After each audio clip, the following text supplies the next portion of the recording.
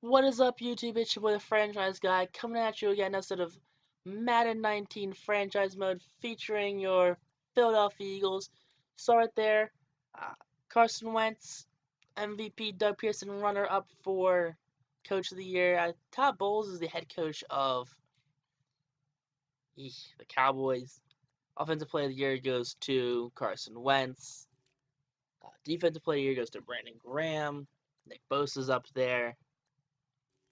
Offensive Rookie goes to Justin Herbert.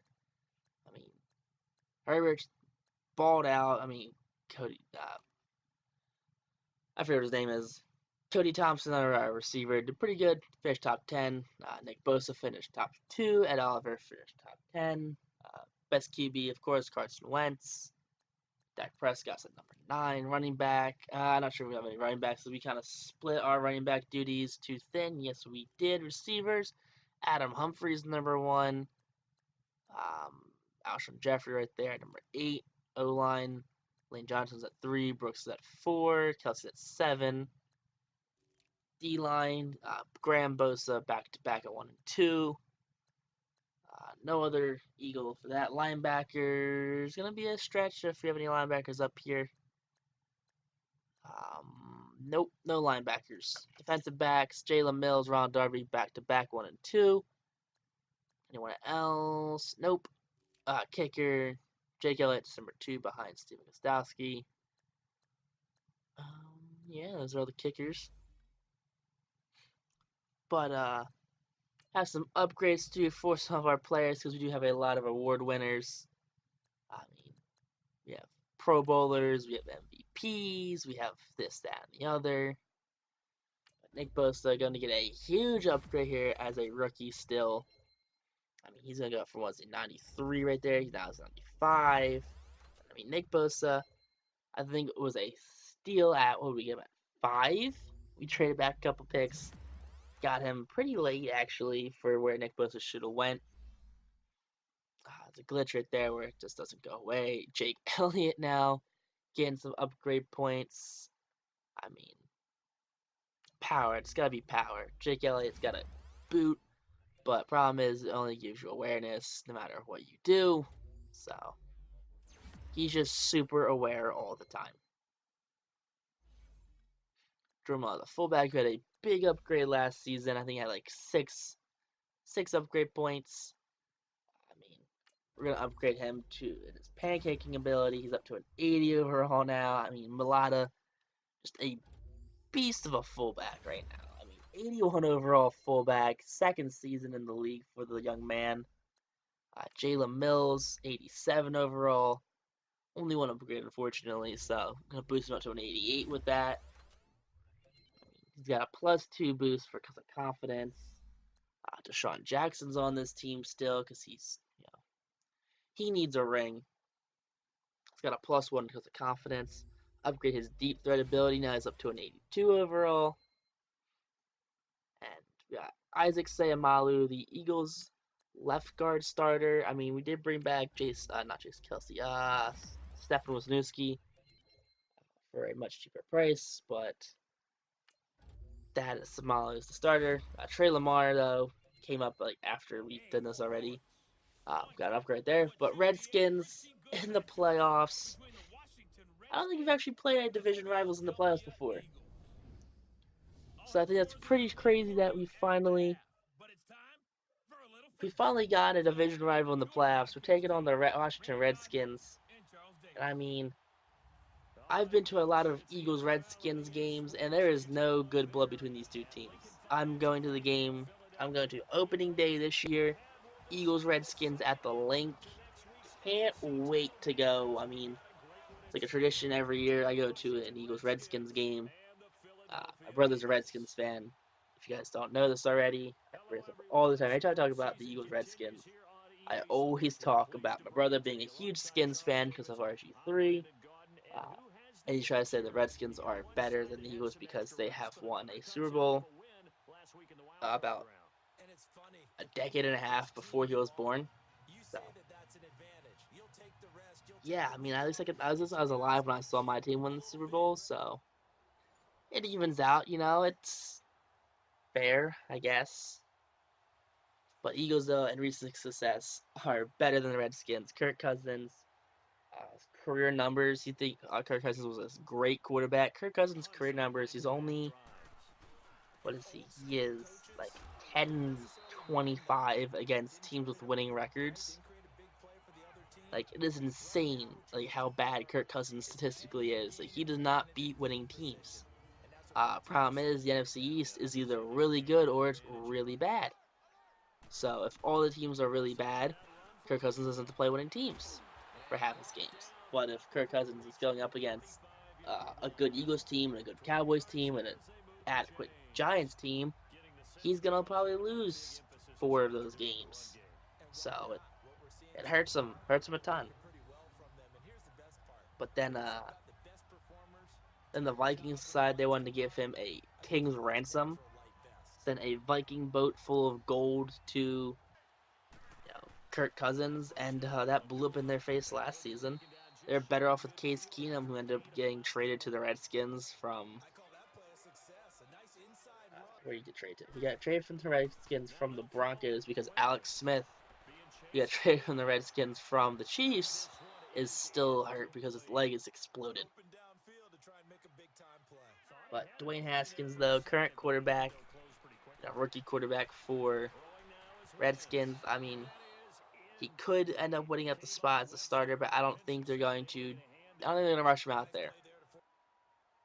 I think especially with Gruden as the head coach, he's going to go with Case Keenum. But then again, who do I care if they rush out Haskins and Haskins ends up like RG3 because they don't know how to manage talent? When it's all said and done, the Redskins will never get better until they replace their owner. But the NFL is not going to get rid of Dan Snyder. No way around it. Not getting rid of Dan Snyder. Not going to make the team better. Not going to force the team to change its name. But it's whatever. You'll say, oh, well, the name's Heritage. It's sign of respect. It's always been the Redskins. It's this, that, and the other. Well, it's not. If you see, my kind of thing is if every time someone says it's because of Heritage, well, I said, well, if it's a derogatory name for an African American person, and they said, I'm like, well, would it be fine then? And they said, well, no, because that's racist. I'm like, okay, so why is it racist to use a derogatory term for an African American person, but not a Native American person or an indigenous people? You know what I mean? Redskins are a fun team to talk about, a fun team to make fun of. But I feel like since they're here, let's make fun of them. They are up 7-0 right now as we are winding down the second quarter right now. Carson Wentz hands his ball off to Dula, who's not going to get much going right there. Only gets about 5-ish yards right there. Yep, 5 yards. I mean, as you see, the teams around us. Texans won. Falcons won. Eagles are struggling now. Minute left in the second. Gonna find Zach Ertz. Gets a big pickup right here. Gonna get stumbled out of bounds. Frees that clock. 104 yards on the game so far for Carson Wentz. I mean, not doing great. Only 100 yards coming into the second quarter. I mean, Carson Wentz is a player who has thrown 150 yards in 4 consecutive quarters. So I feel like when you see stuff like that where Carson Wentz is struggling to complete passes, struggling to get yardage on passes, it's going to be a hard game to win. It's going to be a very tough game, very close-knit game. We're going to attempt to find Deshaun Jackson. That pass is broken up deep. I mean, at least in video games, the Redskins safeties are good. Josh Norman got paid all of this money because he had a beef with Odell Beckham Jr. and allowed him to play Beckham twice a year. But when it's all said and done, Josh Norman a bit overrated. Not worth the money they gave him at all. No one can say that Josh Norman was worth all that money. Not one person can say Josh Norman was worth all the money they gave him. Would he make 1 Pro Bowl? I don't think he was an All-Pro as a Redskin. He made 1 Pro Bowl, had 1 decent season, and then he found himself getting hurt. Now he's a cap liability. He's a defensive liability. They've considered throwing him at safety because he's a man-to-man liability. He's a zone cornerback to try to make plays man-to-man. And even in zone, he's a liability. It's like, well, he can play the run really well. You don't sign a cornerback to play the run. That's not what they're meant for. Cornerbacks, yes, if they can play the run, that's a bonus. Because many corners aren't known for tackling. But if you're saying that all he's good for at his 6'2 frame is playing the run, that's a real problem. Because he's not covering anyone. You can't put him on a Zach Ertz, you can't put him on a Alshon Jeffrey and expect him to be productive. No, that's not how that's going to work. You're going to have him play the run. He's going to stop Corey Clement for on a 5-yard pickup so he doesn't get a 10-yard pickup. I mean, a waste of talent, a waste of a player, a waste of a lot of money for the Redskins. No easy way around that one. Not at all. The Redskins, though, are still cruising, though, with Alex Smith and the 7-0 lead. I mean, 7 minutes left in the third quarter. Eagles have yet to score. I mean, placement right here, they're in the red zone now, so if they can go up by 2 scores, it's going to be very hard for the way this Eagles offense is playing. A false start right here. Good start, help balance out a little bit, push them back a smidgen, just out of the red zone. Doesn't matter, though, as Alex Smith meets up with number 86 right here for a touchdown. That's Mr. Jordan Reed, a top 10 tight end in the league when he's healthy. Promise he's never healthy. That's a problem in the National Football League. If you're not healthy, you can't play. You can't be considered a top 10 player. But who knows? Who knows? Maybe one year Jordan Reed won't get hurt, and he'll actually have a productive year, and he'll do something worth of value, or he'll just keep getting hurt and being garbage. Who knows? One thing that'll happen. My brother will still say that Jordan Reed's the best tight end in the league.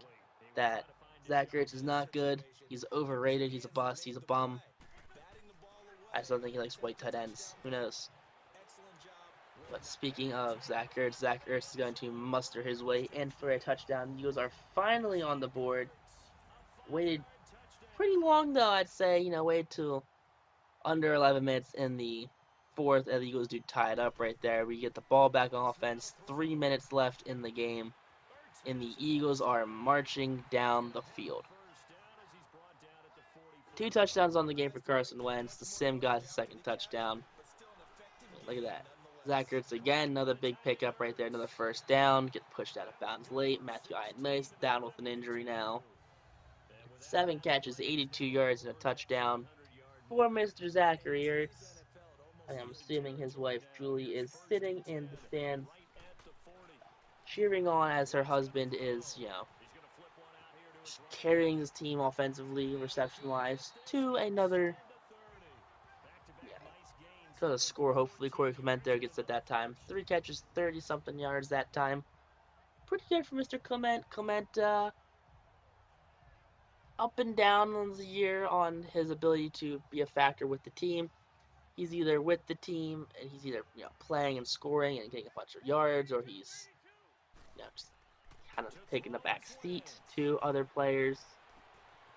But who knows this time? I mean, get hit up with Dallas Goedert this time. Big pickup, puts us down on the 3-yard line. I mean, we've chipped about a minute and a half off the clock from what we started with, which is a big plus right there. I mean, we want to give the Redskins as little time as possible to, get the ball back and score. I mean, if we give them under a minute left to score, I'm pretty sure we have this game in the bag. Problem is, though, minute 32 left. Jordan Mailata going to muster his way in there. They're going to call timeout there.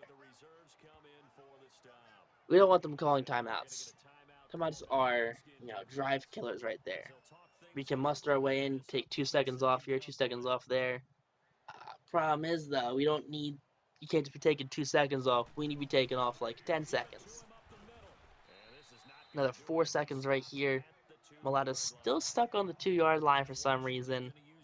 For the big man he is not doing all that well, pushing this pile at all.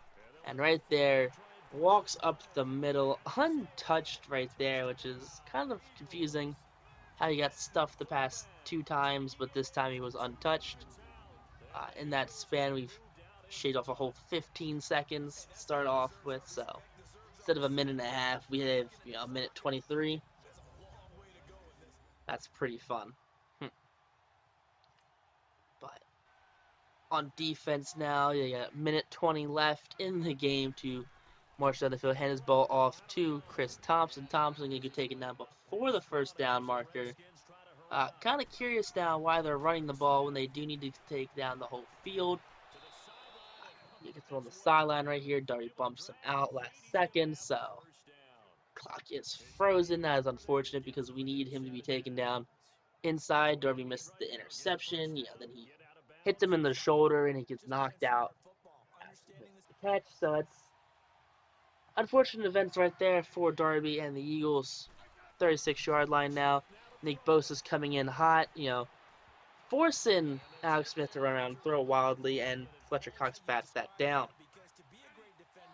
58 seconds left in the game. Nick Bosa again rushing the quarterback. This time gets him his first sack of the game. 40 seconds left in the game. That's going to be an errant throw by Alex Smith. The tight end Jordan Reed was not paying attention. 4th and 20 now for the Redskins. 38 seconds left in the game. If the Redskins, can complete this, as they do not, they are sacked by Nick Bosa. His second sack of the game. A turnover on down. The Eagles will retain possession with 35 seconds left in the game. Nick Bosa, was held silent the entire game. Comes up clutch on this final drive as the Redskins will burn their final timeout right there. There's no reason they should have even burnt that timeout. What are you going to make the Eagles do? You're going to make them kneel down 3rd down? It's alright. They will take the 4th down kneel. But because the Redskins did burn the timeout, the Eagles decided to run the ball with Corey Clement. Clement getting no yards right there. That's unfortunate, though. But as Pederson and Gruden look on across each other, they have come to realize the Eagles have won this game 21-14. 339 passing yards, 88 rushing yards, and 1 takeaway. Redskins did not have a bad game, had 104 rushing yards. Not quite as good passing and not force any turnovers. But if you guys enjoyed this episode, make sure you guys like, comment, subscribe. If you guys have missed any episodes of the Madden 19 Philadelphia Eagles series, check the playlist in the description down below. It has all the episodes up here, all 37 other episodes? 36 other episodes. This is episode number 37, so 36 other episodes of the series will be up on the playlist for your enjoyment. It is a good watch. I'm not the greatest commentator, but hopefully one day I will get there. But next time, YouTube, stay classy. Show your love and support. All of it helps. Peace out. Rock on. Have a great day.